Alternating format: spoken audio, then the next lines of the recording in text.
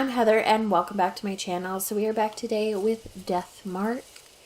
In the last episode, we had an issue with Hiro where she went a little nutty. And we reconvened at the hotel with Diamond and Banshee, so we are just exploring again. So let's go ahead and get started. Okay, so we did get the elevator going. But I think that we should go up and see if we can get that to that electrical box. Because I think that's what we need. When we return to the third floor. This is interesting. Banshee is there.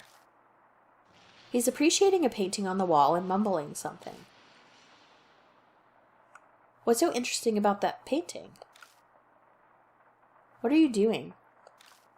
You aren't planning on stealing that, are you? Ha! Even I can tell this painting ain't worth a dime. I was just giving it a good look-see. These paintings seem to have a specific order to view, though. See you. I'm gonna go look at somewhere else.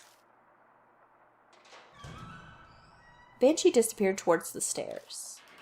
Alright, so if I remember correctly, this room also had a door we couldn't get into. Because it was the weird, like, dungeon-y sort of room. This one. There's a door leading to the bathroom, but it won't open, so it must be broken. I put my hand on the door and try pulling. But it doesn't move at all. I see. Try opening it while pushing it from another direction. Which direction is that? One not involved with it opening or closing, so from the side. Try pulling on the frame again, and I'll try out my idea. I pull on it again, as I am told. Diamond puts his hand on the side of the knob and leans his weight towards the hinge. Then, the door, which had stubbornly refused to open, now abruptly pops open. Wow, it actually opened. Just a little life wisdom. I live in an old traditional house, so I deal with my fair share of troublesome doors. Makes sense. You never know what's going to come in handy. There might be something inside. After all, this guest room seems different. Yeah, we should be careful. Okay, let's go look in the bathroom. Open the door to the bathroom.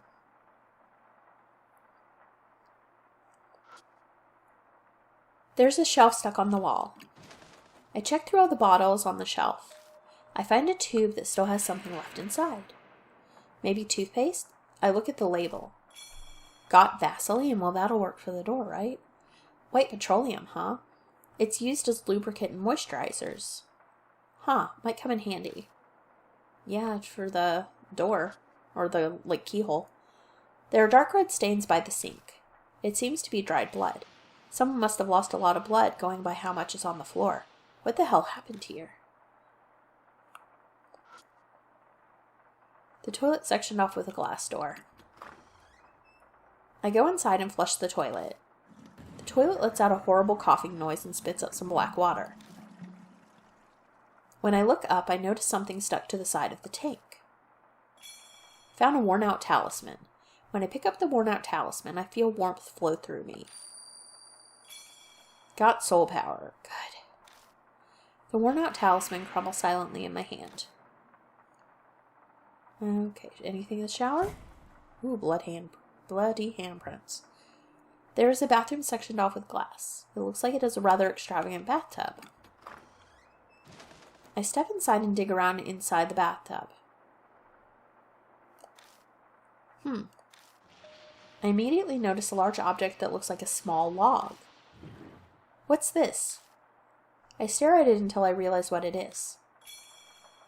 Got wooden horse head. Diamond seems shocked.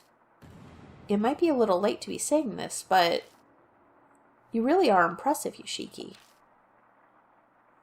Okay, so I think there's nothing else in the bathroom. So let's go ahead and leave. So there is the horse head.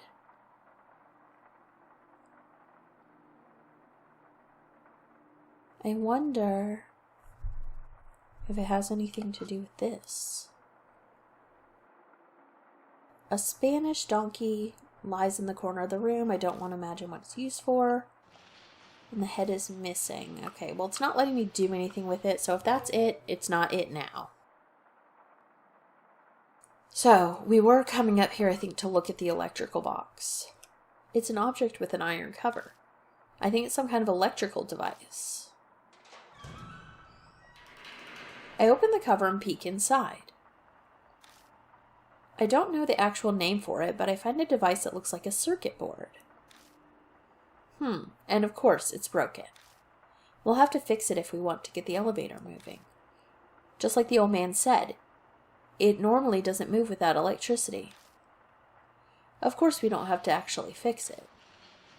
So long as we can get it moving, we'll only be performing a repairing ritual. That's all we can do. By the way, Ishiki, Diamond's face pales further as he groans. This stuff hanging everywhere. I think it's human hair. Sweat drips down my back. It certainly does look that way. Well, we can only ignore it for now. Yeah, good idea. Trying to put it from my mind, I reach out to the circuit board. Just then, I notice something weird. What's that noise? When I hold my head close to the circuit board, I hear a faint buzzing. It's coming from the circuit board. Something might be vibrating inside it. That's often the case with electrical devices. You're right, it's vibrating. Touching the case with my fingers, I feel the vibration. He was right, the board is vibrating. So that must be why. Diamond nods to himself. There aren't any spider webs here. What do you mean? Nothing. I'd expected this place to be covered with spider webs like the elevator. It was strange to see it wasn't. It's probably because of this noise. Spiders hate small vibrations like this. I've heard that's why they don't spin webs by motors or things like that. Huh. And it's not really relevant. Now, what should we do about this? New info was added to the spirit file, circuit breaker. I try pressing the switch, but it's broken so I can't get it to stay. If I had something like a rubber band, I might be able to keep it in place. Do I?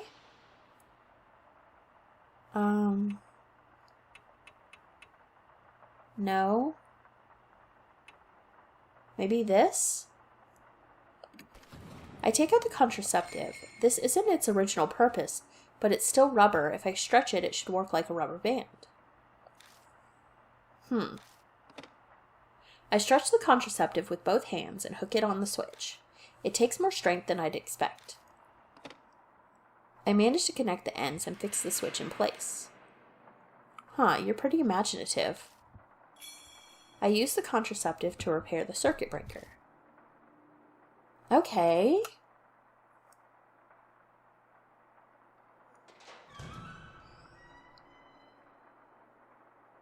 So let's go downstairs, and I guess we have to turn on the electricity, right? Which would be on the first floor. Because there's an elevator down there. Right over here. It's a damaged circuit breaker.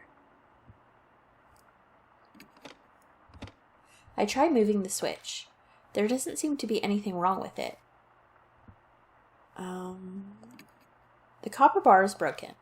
That's the only place that's obviously damaged. I wonder if the spoon will work. I take out the spoon and place it on the bar. Metal conducts electricity, right? I see, so electricity will be able to pass through that. Yeah, I'm not sure it'll actually work, though. It might be enough for what we're trying to accomplish right now. I force the spoon behind the copper bar.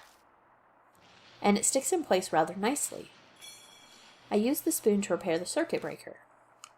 Okay, so is it on now? Alright, so we need to get back to the elevator now, although this is an elevator too. And I wonder if that one goes up to the 6th floor. I wonder if that's how you get to the 6th floor. But we do need to try to get up to the 4th floor before anything up. And we got the Vaseline, so we can now use the key. So let's go to the elevator. We need to find batteries, I think. Because I think we're going to have to use that massager because it's got electrical vibrations. We have a massager in here. And I think we're going to have to, like, find some batteries and turn that on. And that's going to be how we defeat our monster, I guess. Because it does say it's long range. I touched the keyhole. It seems like when it's turned, it will switch something. Okay. So can I use the Vaseline? I smear the Vaseline around the keyhole. It's nothing more than a replacement for oil, but it might help the key slide better. Okay, so let's use the key. Alright, so let's do that. Something clicks. Then, whoa! The elevator automatically moves to the 1st floor. Diamond groans as he wipes sweat off his face. He hasn't done anything. I've done everything. I can't believe it. It actually moved. Wait a second. You're the one who suggested we do a ritual. I suppose so. I'm still shocked. But now, finally. Yeah, we might be able to go above the 3rd floor. Exactly. I wonder what we'll find. Okay, well, I would like to go to the 4th floor, please. Let's go to the 4th floor.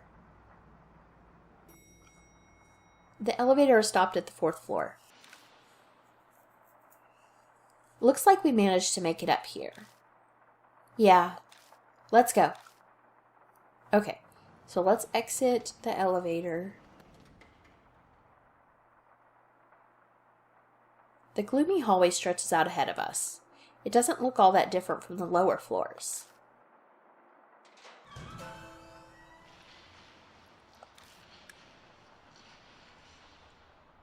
It's her. A red raincoat appears in the darkness. My grip on the flashlight becomes sweaty. That's... Diamond takes a step back. Sir, other people are unnecessary. You're the only one I want to see, sir. I don't like gross or scary things. She's calling me sir again. She seems like she'll listen to what I have to say. I should try asking her something this time. Anything, really. I just need a clue. Anything that can help save Hiru, who's suffering in pain at this very moment. Okay. Mind made up, I take a deep breath, but... Ugh. Diamond stumbles over something and falls. Hey, are you okay? Sorry, nothing's wrong. Huh? Diamond falls silent as he tries to stand. I look over at him and immediately see it. The thing Diamond stumbled over is... Ah! Diamond instinctively scrambles back. What is that? Something that looks like a giant cocoon is sticking to the floor. I can see a scarf and a hat entangled in the glittering thread. They look familiar. No, it can't be.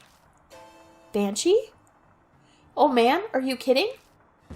Banshee, can you hear me? Please say something. I hear a muffled voice from the cocoon. He's alive! Spiders? I quickly move to shoo them away, but I see a red figure out of the corner of my eye. Gah! L. Diamond's so panicked he's unintelligible, but I know what he's trying to say. Escaping to the elevator is our only choice. Go! Together we rip Banshee up from the floor Carrying him like a log, we stumble to the elevator.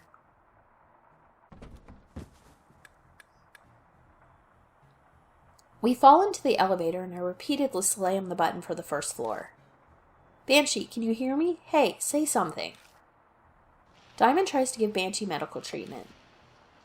Damn it, he's no longer responding. His body's going rigid. As Diamond focuses on helping Banshee, I see something black squirming by his shoulder. Ugh, Diamond. Huh? Ah! I blink and suddenly the entire elevator is filled with wriggling shadows. They come in one after another. Oh no, no, no. Yuck.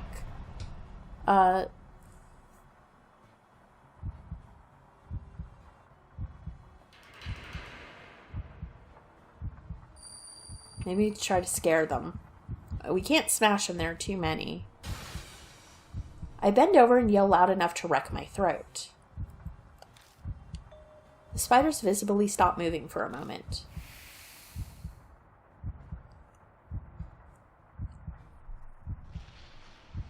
They're still coming. We need something stronger. Okay, well there's the mini massager, and I was thinking we'd use that for spiders.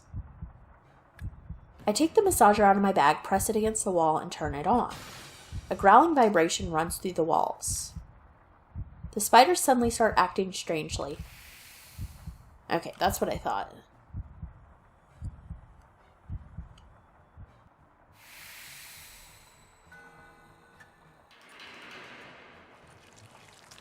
The creatures vanished instantly, as if they'd only been a mirage. What's going on? Yeah, I was desperate, but I can't believe that thing had enough vibration to scare them. As I'm puzzling out why, something slams into the elevator door hard. Hurry up and get the elevator going. Right, I need to hit a button. But then I realize I already pushed the button a ton of times. I press the button for the first floor again. It only clicks. This metal box is stranding us. Why isn't it moving? Whoa! Ah, it's her! Hurry, hurry! It's obvious who she is. Move, move, move! I pray silently as I jam the button. Then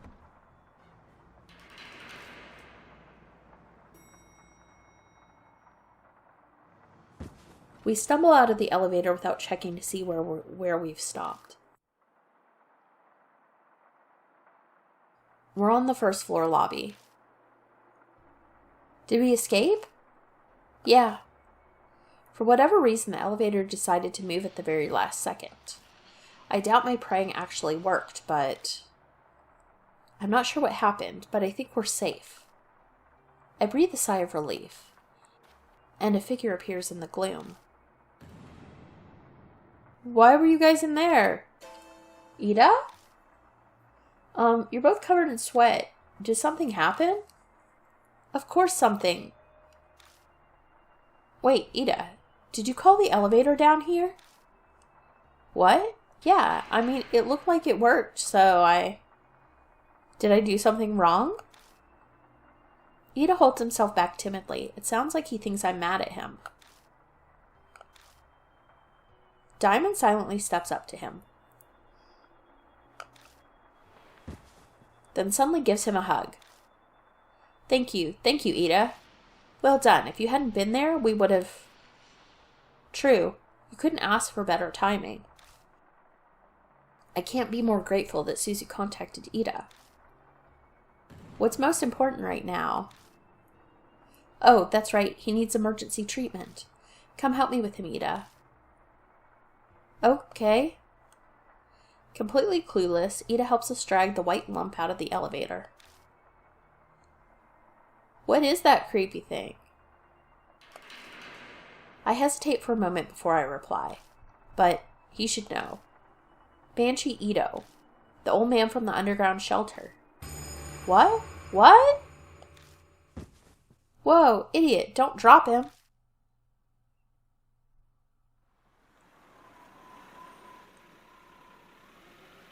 I don't get back to Cujo Mansion until almost midnight. My exhausted body groans in pain as I collapse onto the sofa. My head feels heavy, like it's in a fog. To top it off, things are worse than yesterday now. Banshee was sent to Diamond's hospital and immediately admitted. He's no longer conscious, and untrained eyes would say he's just sleeping, but he's actually falling into a deep coma. His condition is very serious. To be honest, I wanted to go along and do something to help, but Diamond chased me out of the hospital. He said I'm overworked and sleep deprived. Ida stayed behind at least. Not that he's replacing me, but it's good he's there. I'm frustrated with myself for thinking he'd be useless. Once everything is over, I definitely need to thank Suzu.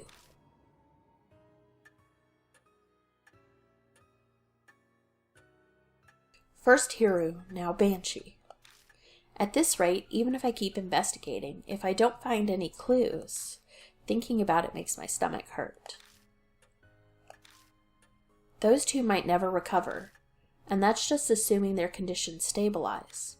If they get worse, something even more terrible could happen. I put my head in my hands and sigh.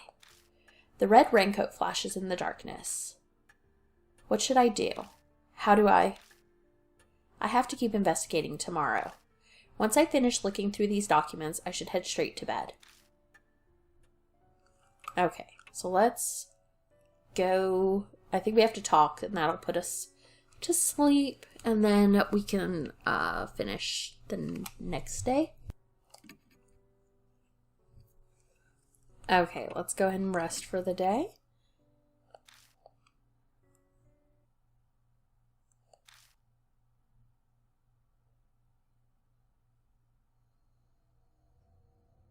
Early morning, and I get the worst wake-up call ever.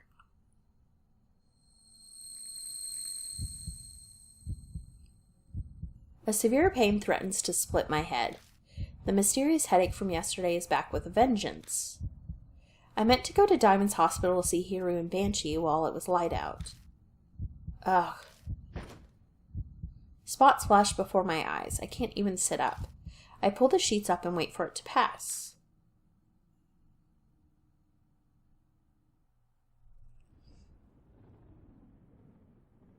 I'm only just able to move by the time the sun is setting. Thunder rumbles in the distance. Sounds like rain again. Great. I press my fingers to my temple to check. The whirlwind of pain has once again disappeared without a trace. I sigh.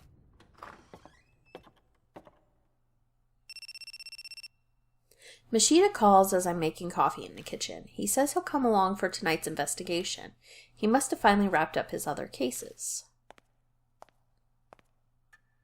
He mentioned that he dropped by the hospital in between cases to see Hiru and Banshee. Seems they went berserk when they awoke and are now restrained. They refuse to eat. Relying on IVs won't work forever. I didn't expect the report to be good, but this is a critical point in the case.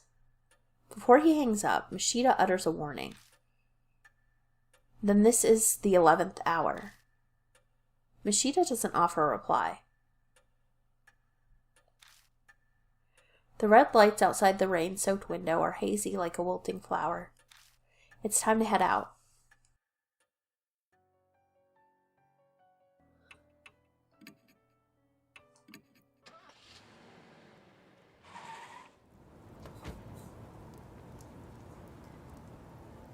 I park the car in the parking lot, as always, and walk over to the street in the rain. I pass down the familiar road to the hotel. You're late. What were you doing? A man in a trench coat cuts an imposing figure on the wet street corner, glittering in lights. You know damn well time is of the essence right now. Diamond's prepared for the worst, too. He's made arrangements to transfer them. Transfer them? Oh. They must be in pretty bad condition then.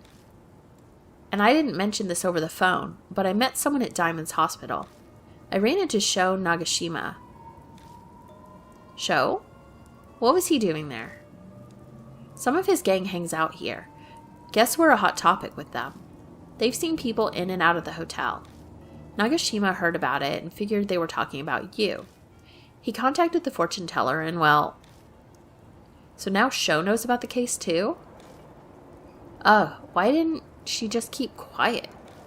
That old lady hands out business cards to anyone and everyone. It's a real pain. So, did you talk to Sho? Why would I? He cornered me, asking for info on the case, but I drove him off. I suddenly feel uneasy. You didn't say anything unnecessary, did you? Of course not. I just said to stay out of grown-up matters.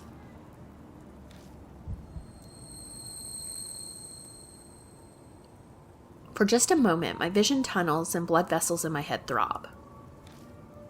Something wrong? No, I'm fine. I'm sure he doesn't want Sho involved either, but he really should have considered his words more carefully. I hear footsteps coming up behind me. It can't be. Sho?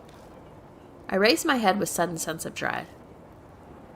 But it's only Moe Watanabe. Thank goodness, you're here after all. Good thing I came straight here. I got the results you asked me for. I looked at her blankly for a moment, but then I remember I asked her to use her connections to investigate the rumors. Right, thanks. There's no time. Give us the short version. Oh, okay. Then I'll only cover the really important parts. I heard something amazing from someone who was there at the time. Wait, like a hotel employee? No, not like that. Jeez. When I say someone who was there, I obviously mean one of the high school girls who was up to no good. You talked to one? This is legit, right? Even Mashida's interested. Only the people who use Masquerade really know what happened there. Hearing from someone involved is best. Yeah, her name's Eiko. The editorial department helped me track her down. She went to a nearby high school and did this part-time job, apparently. And what's really important is what Eiko said about her classmate, Esko. Moe pulled a voice recorder from her bag and hit the play button.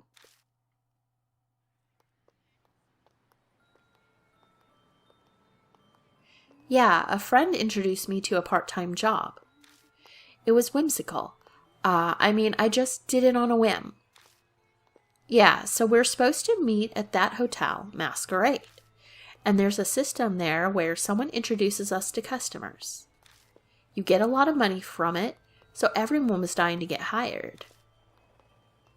But one day, there was an incident. Someone at school found out about the job. Some goody two-shoes class rep, Esko, said she was going to tell her teacher, Inmura. Everyone freaked and apologized to her, saying they'd stop. She wouldn't listen. If her parents found out, it'd be the worst thing ever. We begged, but she didn't budge. In the end, she left class saying she was going to the police with Inmura. We were totally freaking out, so I went to the hotel that night. At that point, there was no harm in going, you know. But then she was there.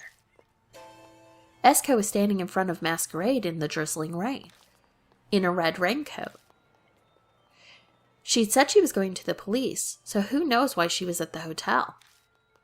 But it made us all jumpy and on edge every day after that, except nothing ever happened. Soon after that, Masquerade shut down. I guess they uncovered something. Huh? The job? Yeah, I completely quit after that. Huh.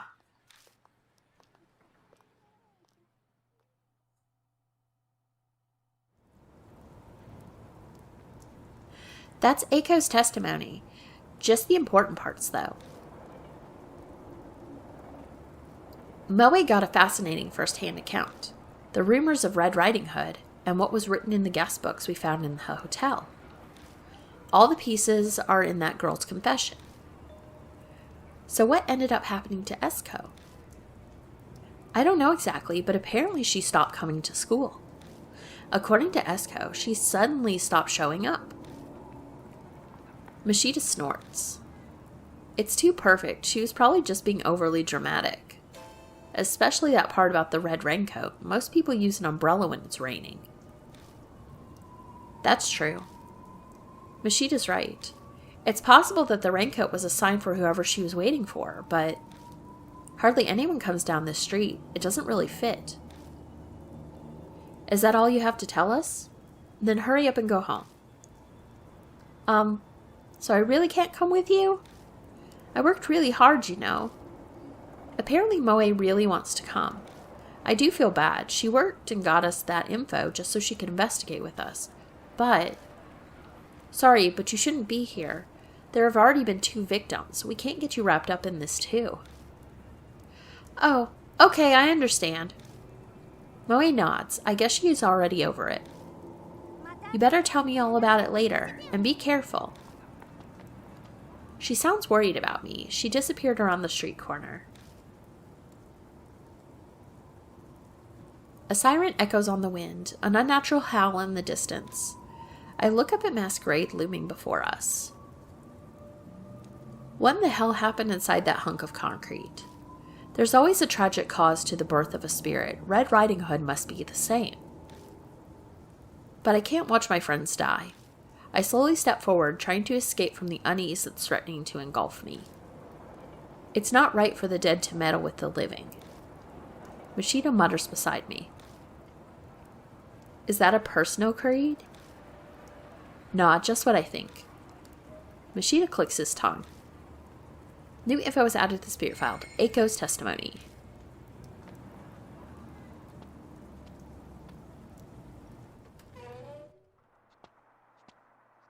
Hey. As I step into the lobby, Mashida stops in front of me. What's wrong? What a fantastic job you've done here. Huh? What are you talking about? Look. What? The lobby looks completely different. The room is covered in white. No, it wasn't like this yesterday. Thought so. These are... webs? Mashida touches one of the floating threads. Looks like she upped the ante. Bring it. Time to make our appointment with our lady friend. Just then, the groan of the elevator moving echoes. Did the elevator just come back to the first floor? That'd mean someone's already here? Did you see which floor it came from? No, I wasn't looking. Though I feel like it took a while between when I heard the noise and its arrival. I'm betting it's one of the upper floors, maybe the 4th or 5th. Yesterday we got the elevator working and managed to get to the 4th floor, but because of what happened to Banshee, we weren't able to investigate any higher. Okay, let's start on the 4th floor. So I guess I need to go this way. Will this elevator take me? No, I can't go there yet, I don't think. Okay, so let's go here. And go up. And then go to the elevator. I don't think we have to look at anything else. Okay. So, 4th floor.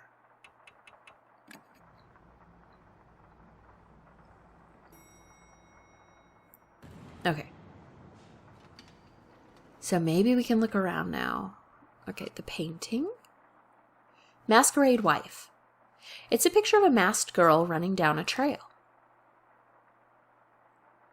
Nothing on that. So let's check out the rooms.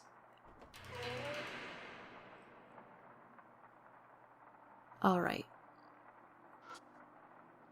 A large air conditioning unit attached to the ceiling. It's stained, but would likely work with electricity.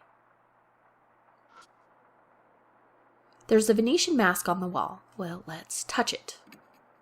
I pick the mask up from it and find a talisman on the wall underneath. Found a worn-out talisman. When I pick up the worn-out talisman, I feel warmth flow through me. Good, we needed that. Got soul power. The worn-out talisman crumbles silently in my hand. It's a chest with a vase on top. I pull open the drawer and find a notebook. Got Mask Guest Book 401. What's that? A guest book provided by the hotel. Guests write about their experience in it. I glance through the pages. This guest book's entries are clearly different from all the other ones. It covers a number of horrifying topics such as devil worship and different kinds of torture. Every page is crammed with stuff like that. It's impossible to tell which ones are delusions and which ones actually took place. The only thing I can say for sure is that it's surging with a twisted, single-minded appetite. I silently hand over the guest book. Mashita skims through it, then smirks. Huh, that's quite a hobby. The handwriting differs by page. This was written by several guests. I find that hard to believe. I sincerely doubt that there are so many people in the world who have such a unique hobby. They're like moths drawn to a flame. You wouldn't even know to look at them. The pieces are finally coming together. Seems this hotel offered a special service for its perverted guests. You mean the kind of stuff written in that guest book? Yeah, the kids working that part-time job were probably part of it too. Guaranteed their safety and complete confidentiality, of course. After all, the one who sold his soul was probably the most nervous about that. Still, these people have quite the imagination. Ishida mutters sarcastically as he casually leafs through the pages. Then he stops. Hey, this phrase. Do you know what it means? The phrase Mashita's pointing to is Jorogumo's punishment. Jorogumo, huh? It's a spider monster from Japanese folklore that can shapeshift into a beautiful woman. Ah, so you do know about it. Thanks so much for the info dump. I ignore the hint of sarcasm in his voice and read the rest of the page. Jorogumo's punishment is a recreation of a certain urban legend. You capture the largest spider you can find. A wild one would be best. Sharpen the sacrifice's senses with drugs and use a mouth speculum to keep their mouth open. Then throw the spider into their mouth. If they manage to swallow it, they're innocent. If they don't, or the spider escapes, they're guilty. It's a witch trial meant to judge truth from lie. If I get a sacrifice that needs punishing, I'd like to try it out immediately. It can't be that's what's written here was actually... Did someone actually do this? Who knows? Hey, calm down. Take a deep breath. Yeah, it's okay. I'm calm. I doubt Mashita believes me. It's obvious that I'm totally rattled. Don't forget Ishiki. We can't die here. Of course, I know that. I try to keep my reply as steady as possible, but my hands keep shaking as I put the guest book in my bag. Okay, let's finish looking. We didn't even finish looking. Closet door. I check behind the wire door. There's a folding table and chairs stored away. They're too big to carry around. Okay, and then... Ooh. We saw that. Open the door to the bathroom. Alright. Let's check the mirror. Some kind of slime is stuck to the mirror, so my reflection is hard to see. It's a trash can with a lid. Let's feel it. I turn it upside down and shake it. A wad of paper falls out. Found a worn-out talisman. Good. Another one. Yay. When I pick up the worn-out talisman, I feel warmth flow through me. Got soul power. The worn-out talisman crumbles silently in my hand. Okay, anything else? Oh, spiderweb. There are brand new spiderwebs. Was this web built last night? Okay, now even perfectly normal spiderwebs are starting to look eerie. Okay, I don't think there's anything else in here, so we can leave.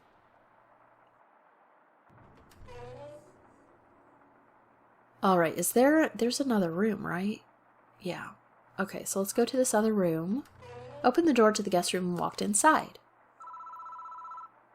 This one has 2 creepy masks. 3 creepy masks. Okay. It feels like the mask is staring at me. I take it down to examine it, but it's just a mask. It still feels like it's staring at me, though. Okay, so I can't do anything with that mask. The phone. I hear a faint laugh. I don't hear anything more coming from it. Okay, nothing, nothing, nothing. Anything in the bathroom? Okay.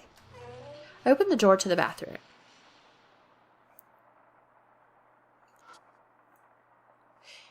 It's a horribly stained sink. I really don't want to do this, but I still need to check it out. I shut my eyes and stick my fingers down the drain. I touch something hard. Something cylindrical is stuck down there. Sadly, my fingers don't seem to be able to reach it. Something in there? It's often a prime location to hide incriminating objects.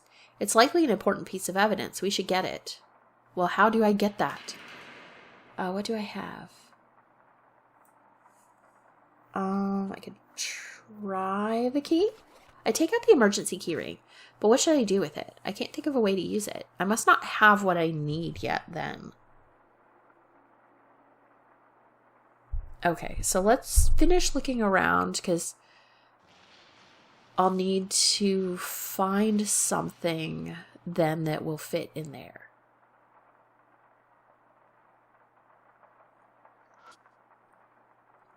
There's dark red water in the bathtub. My nose rebels at the stench of iron. Okay, I don't think there's anything else. Let's go and I guess go up to the next floor because we'll have to come back here. That's not the elevator, so I need to go behind me. And we need to go to the 5th floor.